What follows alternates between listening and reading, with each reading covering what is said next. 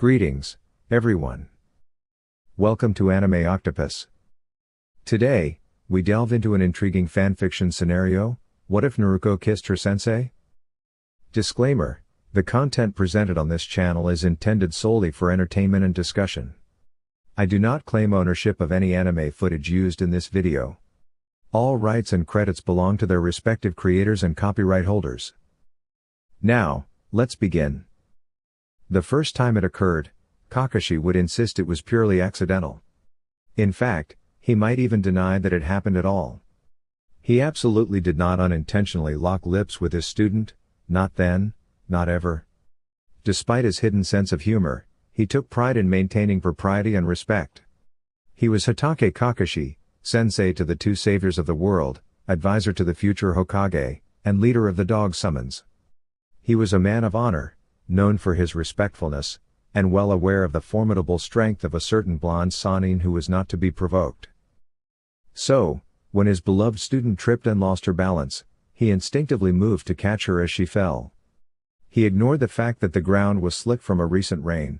After all, they were among the most skilled ninja in Konoha, trained to walk on water, making it unthinkable that they could slip in the mud. Or so he thought, until the blonde Jinchuriki was in his arms, and his feet betrayed him, sliding out from under him. Kakashi cursed every drop of water as they both tumbled to the ground. His silver hair turned brown as the earth engulfed them, but that was the least of his concerns. One wide gray eye met two shocked cerulean ones as her soft lips brushed against his masked mouth. He certainly did not take note of how her body felt against his, nor did he linger in the moment. After all, that would have been improper, and the future Hokage was far too dignified, too innocent, and far too young to be in such a compromising situation with him. Kakashi would deny it all to his grave. However, when her tan skin flushed a lovely shade of rose, he couldn't help but admit, at least to himself, that she was beautiful. The situation left him momentarily stunned, captivated by the woman in his arms. The sun had gilded her hair into a shimmering golden halo around them, and he found it almost overwhelming. Any decent man would be entranced by her. He was simply a victim of circumstance, or so he told himself. When he didn't immediately extricate himself from the situation, he chalked it up to helplessness. When his hands found their way to her waist, it was only to assist in lifting her off him. And when his gray eye closed, it was solely because mud had gotten into it, not because her radiance had left him momentarily blinded. When the blonde snapped out of her shock and practically jumped away from him, Kakashi did not lament the loss of contact. Instead, he dismissed the entire incident as an accident and focused on the mud caked onto his vest. He certainly did not miss the warmth that had faded from his skin, nor did he sigh out of a lingering sense of longing. He decided it was merely indigestion from lying down too soon after eating. And when his red-faced student shook her head as if trying to erase the memory, he did not find her endearing. Hatake Kakashi brushed off what he could, made a light-hearted comment about her owing him a new vest, and effortlessly dodged the roundhouse kick aimed at his face. He acknowledged the wood splintering in his place, waved casually over his shoulder, and vanished from the scene. It would be 2 days before he returned to his position by her side at the Hokage's desk. The slight flush on her cheeks at his proximity did not go unnoticed, but if their comrades had any questions about the incident, they wisely kept them to themselves. After all, Hatake Kakashi would deny anything that had happened that fateful day, and his student had fists that rivaled Tsunade's in speed. For the second time, Tsunade abruptly left her student at the Hokage's desk. She threw her hands up in frustration and stormed out of the room, leaving 3 bewildered villagers and a startled blonde in her wake. As he approached the office, he could hear the Sannin's voice echoing down the hallway, "You handle it," she shouted, before muttering something about needing more sake to endure ungrateful citizens. The door slammed shut behind her with such force that the entire building seemed to shudder, but he remained unfazed. This was the cost of maintaining peace. Upon entering the room, he found the 3 villagers staring in stunned silence, their gazes fixed on Naruko. Her hands were raised slightly, signaling she meant no harm, yet he noticed a subtle tremor in her posture. His concern was fleeting, however, as the next moment, Naruko's arms folded around her midsection, and she erupted into laughter that rang out brightly throughout the room. Almost as if a tension had been released, The villagers soon joined in, and the entire building seemed to relax in the shared amusement. It was a heartwarming scene, he thought, fitting for the woman behind the desk. Her long hair, tied back in two familiar ponytails, swayed gently in rhythm with her laughter, which he found himself attempting to suppress, his own amusement threatening to escape as he watched her smile. He was jolted from his contemplation when she abruptly halted, leveled an accusing finger at him, and declared that he was responsible for the situation. Her familiar cry, "Oi! Kakashi-sensei!" was laced with frustration, yet he remained composed. He nodded in feigned contrition and acquiesced to whatever task she had imposed on him. He believed this approach minimized the likelihood of further complications, knowing he could never win an argument with the Jinchuriki. Her fiery temper and stubbornness often exceeded even Tsunade's, and it was best not to exacerbate her mood, especially on a day like today. 3 hours later, Kakashi trudged through the village, his steps dragging with fatigue. The task he had reluctantly agreed to was hardly worth the trouble, and he had ended up with a migraine despite his compliance. Sighing, he tucked his book into his jacket and leapt to the Hokage's office window. He had formulated a perfect retort to express his irritation at her demands, but as he reached the ledge, his words fell away. The room before him was oppressively dark and somber, a stark contrast to the figure seated in the center. Holding his breath, he peered into the shadows, wary of disturbing the tense atmosphere before he could grasp what was amiss.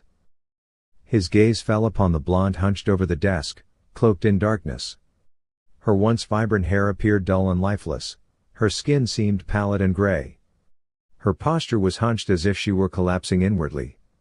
Her hands were clenched at her sides, and a part of him feared she might tear her shirt apart in her distress. Despite the troubling sight, it was her silence that truly unsettled him. Throughout his time knowing her, Naruko had never been quiet, her presence had always commanded attention.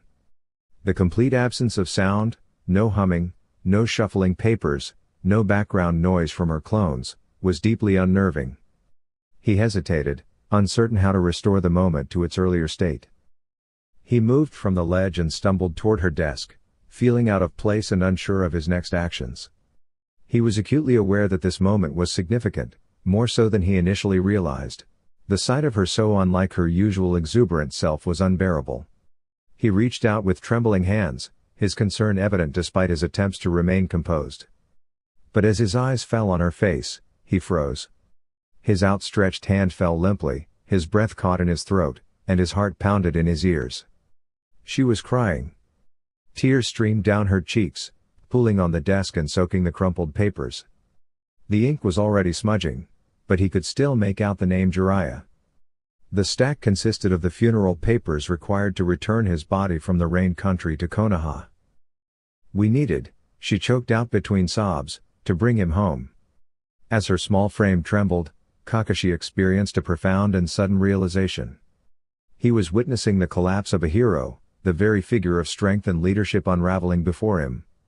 He felt helpless, struggling to offer solace to someone who had given so much for their sake. Her hands slowly unclenched and trembled as she attempted to wipe away her tears. "I apologize, Kakashi-sensei," she said, her voice faltering as her breath grew shallow. "I didn't anticipate the requests for help, and then this." Her voice trailed off, overwhelmed by emotion. "It brought back memories of everyone I've lost. So many friends." At that moment, the once great savior collapsed, leaving Kakashi to watch helplessly as her sobs racked her body. Her head fell against her chest as she pressed her wrists into her eyes, desperately trying to stifle the tears, to stem the flood of grief. The crushing weight of her despair was palpable, and the entire room seemed to echo with her anguish.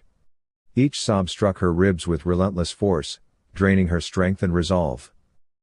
Kakashi felt a profound sense of helplessness. He had witnessed numerous tragedies, his father's death by his own hand, the bloodshed and loss following Obito's demise under a boulder, and Rin's fatal injury, which had left him with silence and shattered promises. Yet, none of these experiences compared to the pain he felt now. This moment, with his student sinking into despair beyond his reach, struck him to his core and left him deeply unsettled. He understood that this moment would shape their relationship forever. He could choose to retreat, to escape from this pain and recover in solitude, leaving her to face her struggle alone. He could hope she would eventually find her way back to some semblance of her former self. But abandoning her now would mean she would never regain the openness and vulnerability she once had. The thought of such an outcome twisted painfully in his heart, a deep, aching sorrow that seemed to consume him. Kakashi wondered where the air had gone, why the world seemed to continue unabated, and he found no answers to his questions. Gazing at his comrade, soon to be Hokage, his student, and his friend, he realized his life had pivoted to revolve around her. His hands instinctively reached out to grasp her wrists, his strong fingers steadying her tremors. With a gentle yet firm pull, he drew his student against his chest, enveloping her securely in his embrace. Her body thrashed against his solid frame as her sobs grew uncontrollable. Amidst the turmoil, he thought he heard a muted apology. Her anguished face buried itself against his chest, her teeth gnawing at his vest in a desperate attempt to stifle her pain. "Stop that, Naruko," he said softly, running his hand through her hair and wondering why she had let it down. "You don't need to be silent. No one is here to judge you for your pain. It's okay. Everything is okay." Yet her teeth remained clenched, and he questioned if she could even hear him over her cries. He resolved it didn't matter. His tattered vest could be replaced, but the distressed girl in his arms could not. He lifted her from the Hokage's chair, settled into it himself, and cradled her as if to shield her from the world. They stayed this way until her sobs subsided into hiccups, then into stutters, and eventually, she fell asleep. He continued to soothe her, running his hands through her hair, gently rubbing her back, and securing her against his neck and chest with murmured reassurances.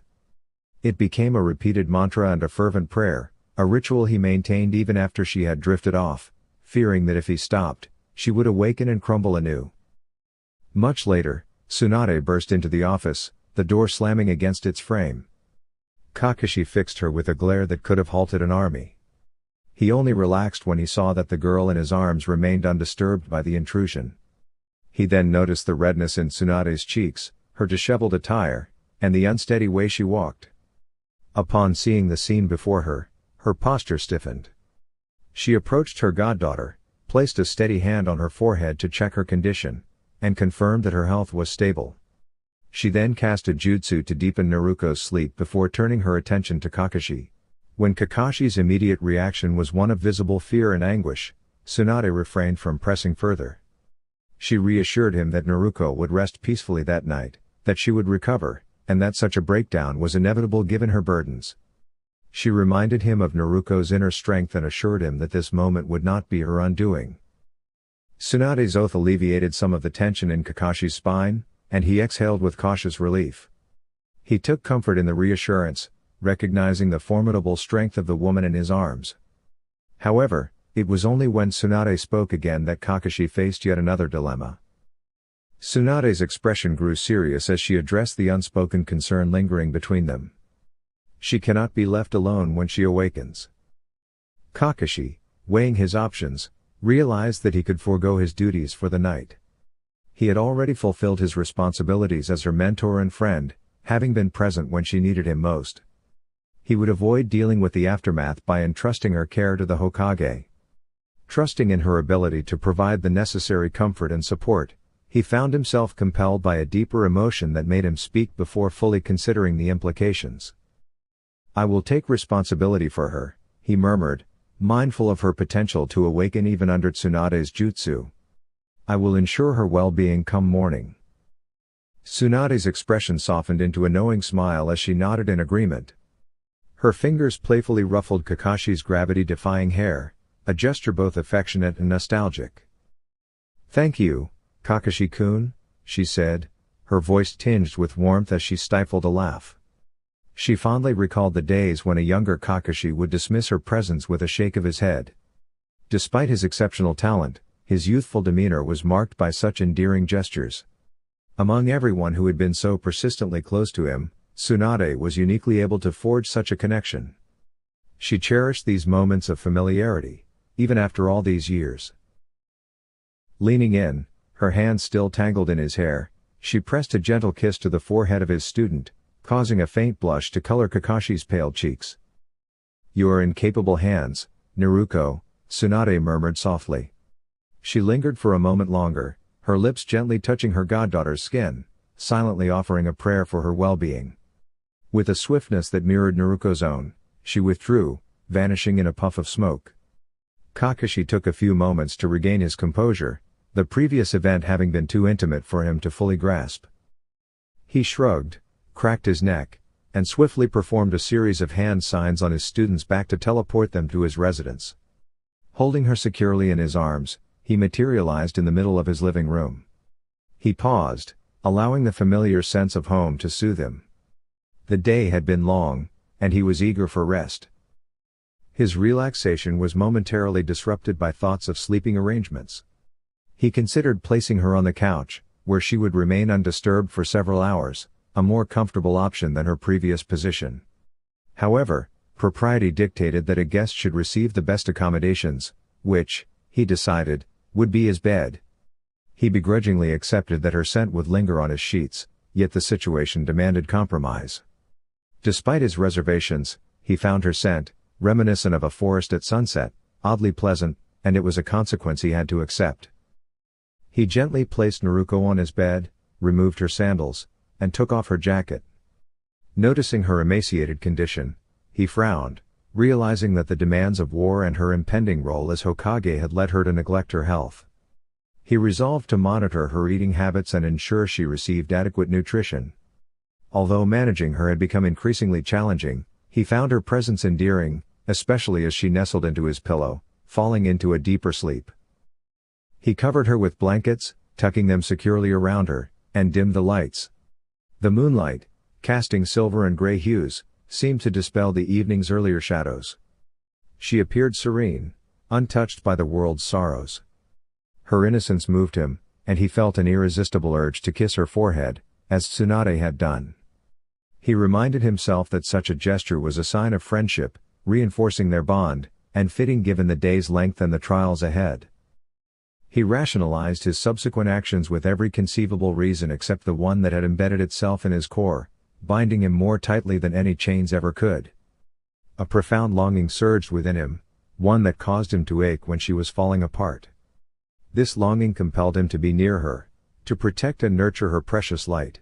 With this realization, Kakashi pressed his unmasked lips to her forehead, lingering far longer than necessary. He etched her scent into the deepest recesses of his mind, desperate to preserve the essence of the person beneath him. At that moment, he resolved to do everything within his power to prevent her from ever experiencing such pain again. She would not face her heartache alone. He would stand by her side, shielding her from darkness, ensuring she was never alone again. Hours later, as dawn's gentle light bathed Naruko's face, she awoke to the comforting aromas of bacon, eggs, and coffee. She found herself in an unfamiliar bed that bore the faint scent of her sensei. When she made her way to the kitchen, her eyes widened in astonishment at the breakfast prepared for her. Kakashi had insisted she eat every morsel, first soothing her eyes with a gentle cloth to alleviate the soreness from her tears the previous night. She hiccuped, but Kakashi's comforting hand smoothed her brow. "Think nothing of it, Naruko," Kakashi instructed as she accepted his consolation, "now eat." For the first time in a long while, Kakashi's directives faced no resistance. The young girl consumed every bite, drank every drop of coffee, and insisted on helping with the dishes as a token of her gratitude. When the tasks were complete, the toll of the tower's bell reminded them of their responsibilities for the day. As Naruko rose to fasten her sandals, Kakashi was greeted with a dazzling smile, more genuine and radiant than ever before, a smile reserved solely for him. Her cerulean eyes sparkled with unrestrained joy as her tan fingers wrapped around his gloved hands, pulling him along as she raced toward the Hokage Tower. Kakashi, now resolute, quickened his pace to match her stride, determined to keep her as vibrant as she was that morning. The third time it happened, the blonde was in a set of 4 and all of them were bickering with an unseen companion. He could only assume that the demon, no, Kurama, inside of her was attempting to persuade her upon an alternative path, and such an attempt was being fought with indignant refute. The noise in the room reached nearly intolerable levels until 4 sets of nostrils twitched in unison, and he found himself confronted by 4 pairs of scrutinizing eyes. He took a moment to note the way the setting sun cast an azure hue across their gazes before swiftly turning on his heel in an attempt to escape. However, 8 elegantly manicured hands clutched his vest, and he found himself face to face with 4 resolute, obstinate, and determined Jinchuriki. "What is it now, Naruko?" He sighed with more force than he intended, watching with bemusement as their forelocks stirred in response to his breath. Naruko hesitated for a moment before exhaling deeply. He concealed the cough that arose when her clones vanished, suppressing his mild irritation at the residual smoke before redirecting his attention to the primary issue. The real Naruko stood before him, her eyes filled with unwavering resolve. Her hands settled on his cheeks, a gesture Kakashi had grown all too familiar with through their frequent interactions. Despite the comfort she displayed and her frequent touches, Kakashi found little irritation in the matter. He had become accustomed to these displays and the warmth they stirred within him. He even anticipated them, which led to a sense of longing when his expectations were unmet. He did not dwell on this for long, as propriety did not favor such emotions where she was concerned. The situation was growing increasingly complicated for him. He observed her face as it shifted through its familiar expressions: confusion, hesitation, uncertainty, and determination. He took comfort in the fact that she was an open book to him. He prided himself on deciphering the subtle changes in her demeanor that revealed her thoughts. Though she did not always vocalize her feelings, he could sense and anticipate them with a clarity that often kept him one step ahead. However, today was an exception. The emotions within her blue eyes were turbulent, leaving him feeling as if he were drowning in their depths.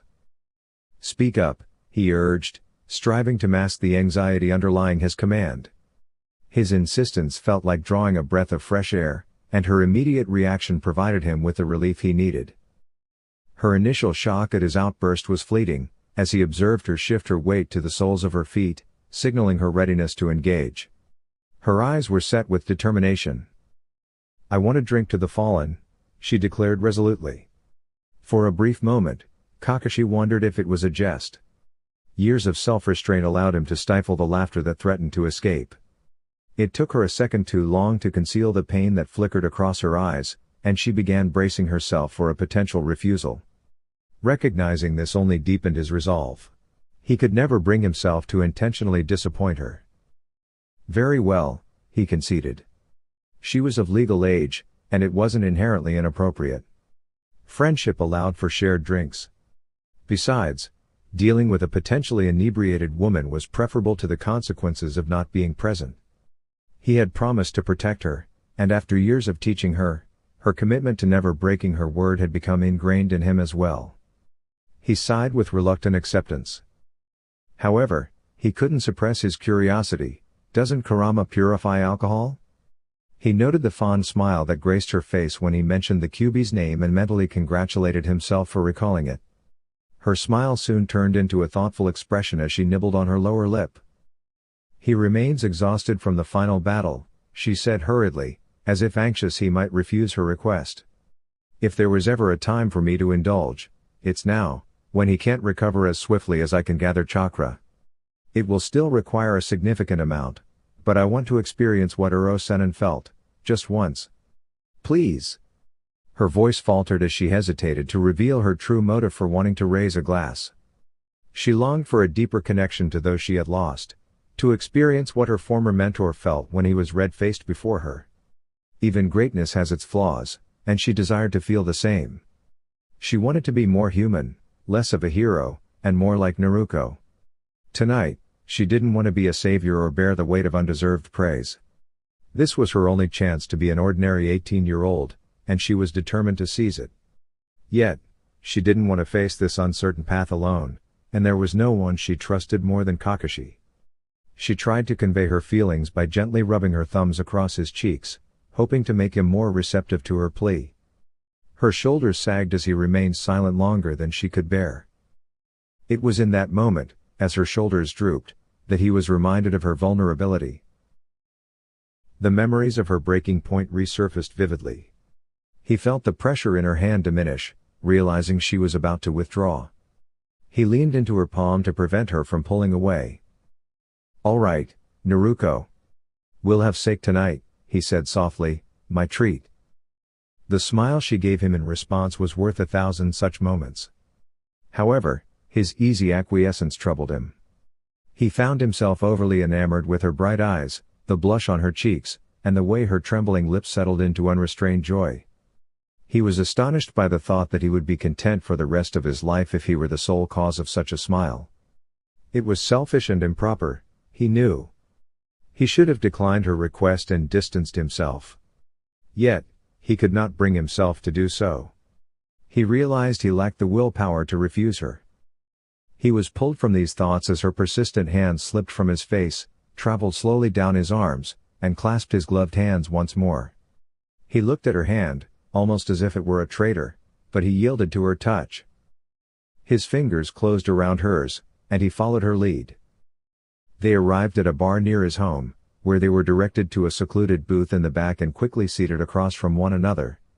He marveled at how swiftly they had arrived at this destination but was momentarily distracted when she unzipped her orange jacket. He was astonished that he had overlooked her attire until now. It was almost inconceivable that Naruko Uzumaki had ever worn a dress in her 18 years.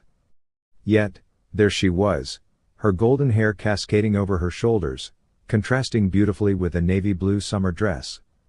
The interplay of her luminous hair and the dark fabric created a striking visual, leaving Kakashi breathless.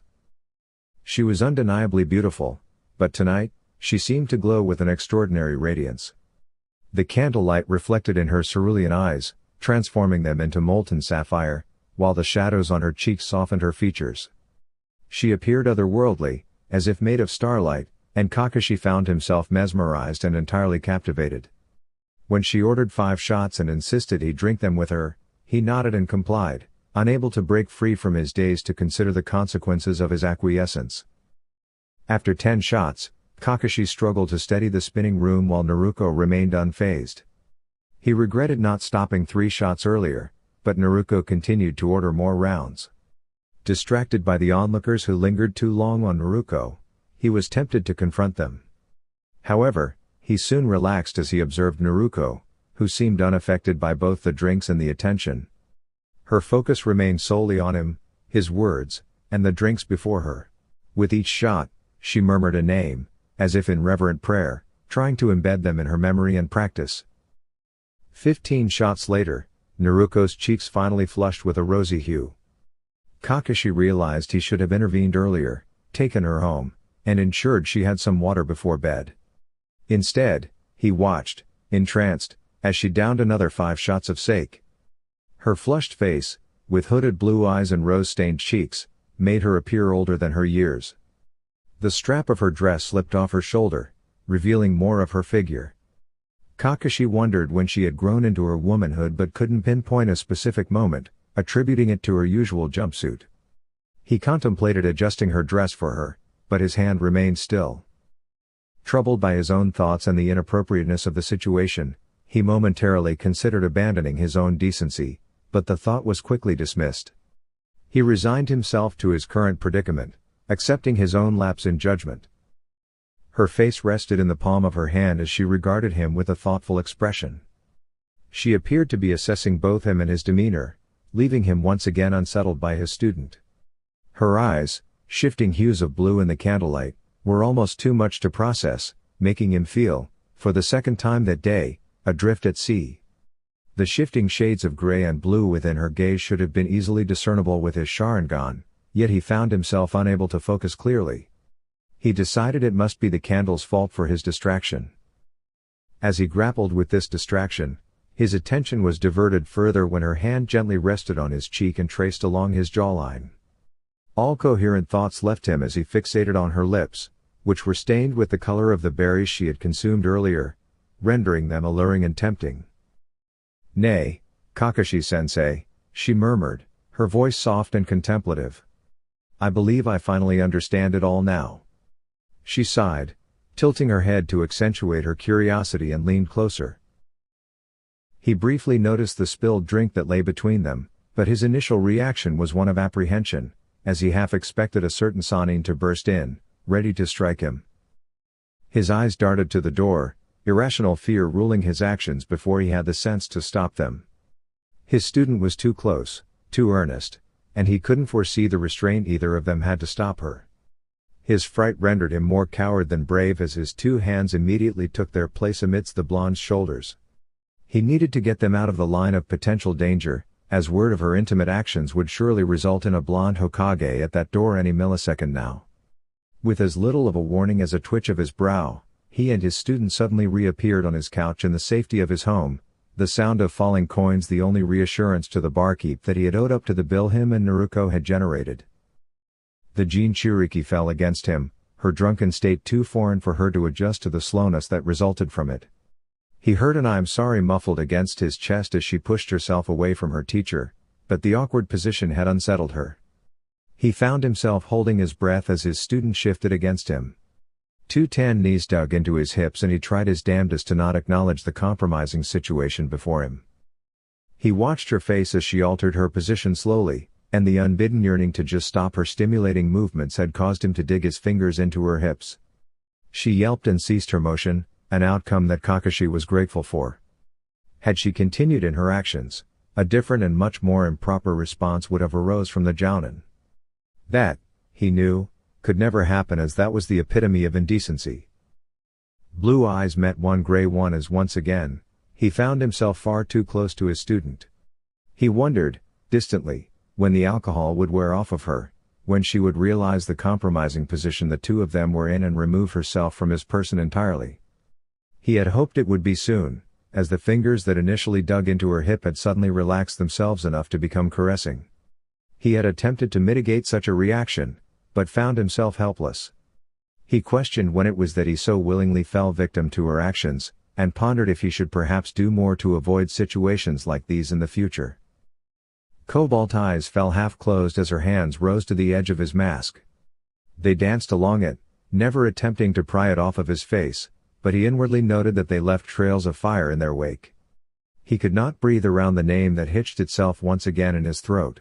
Her eyes shifted in their emotions, from curiosity, to hesitance, to a need that made Kakashi adjust uncomfortably in his seat. "Nay, Kakashi-sensei," she breathed as her words came slow and heavy from her tongue. He could only watch as she struggled to form the words, paying far too close attention to the tongue that clicked against her teeth. He wondered what she would taste like and immediately berated himself for such indecent thoughts.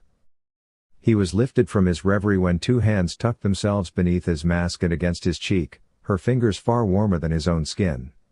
He attempted to voice his protest, but there she was, before him, all innocence evident by the flush that stained her skin.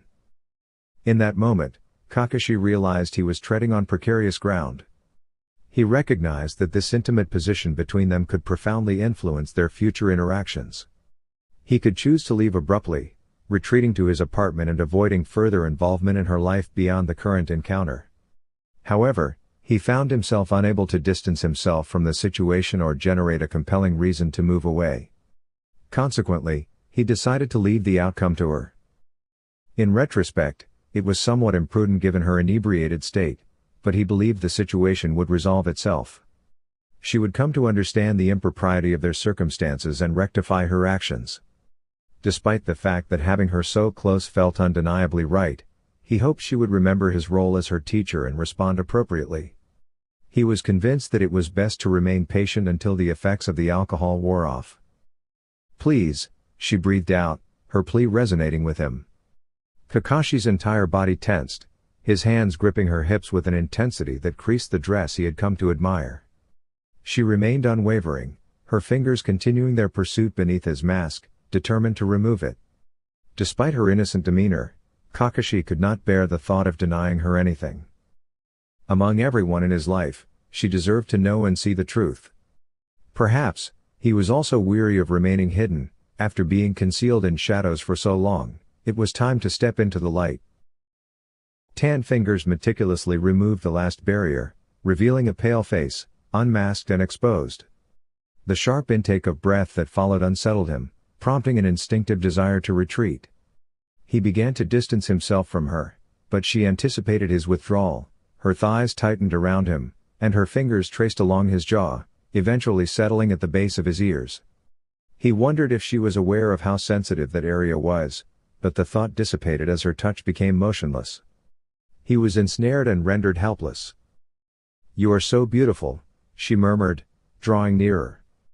"It's unfair, Sensei," she added, as her lips pressed against his exposed ones. He recoiled as though struck, overwhelmed by the surge of sensation. Thoughts became elusive as he tried to grasp reality.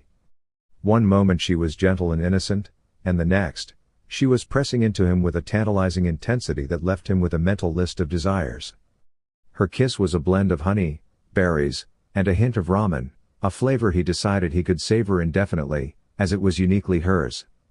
It was as though he was kissing sunlight, embracing fire, even though it was late at night and he felt as though he were being consumed by a rising sun. He accepted this fate, surrendering himself to the warmth that enveloped him. She whispered his name against his lips like a sacred incantation, and suddenly his entire world seemed to revolve around her. As she pulled away, Kakashi felt the absence of her warmth acutely. Breathless, he noted her own labored breathing, her half-closed eyes, and her slightly parted lips, which were the epitome of grace. Her loose hair draped softly against his forearms. She leaned in again, her lips brushing his neck as she spoke softly. "You shouldn't hide from the world, Kakashi," she said, though he focused more on the sensation of her breath on his skin than on her words. Then again, she continued with a sigh, "I wouldn't mind being the only one to know you like this." She pressed closer, her hands resting on his chest. "I like being this close to you." Her confession resonated deeply within him, even though her voice was a mere whisper. Had he not been so attuned to her, he might have missed it. Moments later, she fell asleep against him. Kakashi remained in place for another 30 minutes, struggling to regain his composure amidst the tumultuous thoughts racing through his mind. He realized that achieving order was unlikely and dismissed it as an unrealistic goal. This woman had profoundly altered his existence, casting it in hues of gold and orange. He acknowledged that intoxication might have influenced the outcome, that she might regret this encounter in the morning, and that their relationship could be awkward moving forward. Yet, he found himself indifferent to these concerns. She had illuminated his life, and their kiss was a reflection of that brilliance. She had ignited him, dispelling the darkness within him and lifting him from obscurity like a phoenix. Regardless of what the future held, his commitment to protect her remained unwavering. With his resolve firmly in place, Kakashi carefully repositioned his student to lie comfortably in his bed. He envied the moonlight that touched her skin and longed to be closer to her, but with a final, tender kiss on her forehead, he left her to her dreams. He closed the door quietly behind him, though he could still hear his name murmured into the pillow. Kakashi sank heavily onto the couch, feeling detached from all concerns except for the woman resting in his bed. The repercussions of his actions seemed irrelevant, nothing else mattered but her presence. As the day drew to a close, Kakashi succumbed to a profound sleep, dreaming of sunlight shimmering over azure seas, enveloped in warmth. Thank you for reading. Please subscribe to my channel, Anime Octopus, for more content. Thank you. Anime Octopus.